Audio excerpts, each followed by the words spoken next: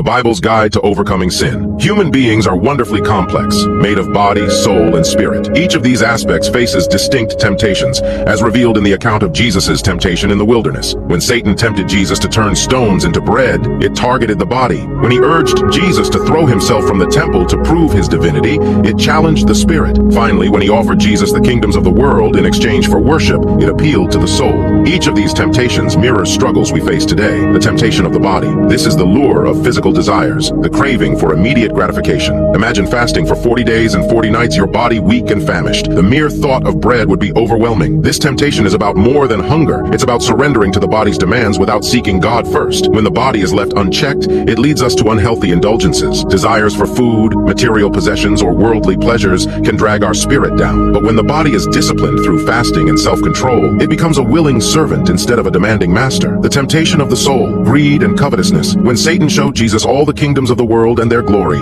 promising to give them in exchange for worship, this temptation appeals to the soul's longing for power, wealth, and recognition. How often do we look at others and think, why can't I have what they have? Why can't I be as successful, as beautiful, or as wealthy? This is greed speaking a deep-seated discontentment that drives us to seek fulfillment in worldly things. The remedy for greed is found in contentment and gratitude. When you feel tempted by greed, remember that worldly wealth fades, but treasures stored in heaven are eternal. The temptation of the spirit. Finally, the devil takes Jesus to the pinnacle of the temple and challenges him. This is the temptation of pride, seeking recognition and false glory. Pride whispers. It tempts us to seek validation from people rather than God. This is the most dangerous of all temptations because it elevates the self above God. How do we overcome pride? Through humility and submission. Sometimes God allows difficulties to discipline us. When we are healthy, comfortable, or successful, we may become prideful, forgetting our dependence on Him. But in sickness or hardship, we are humbled and drawn closer to God. As Psalm 119:71 says, "It was good for me to be afflicted so that I might learn your decrees." When the body is weak, it no longer dominates. In those moments, we pray more earnestly, seek God more deeply, and understand the fragility of life.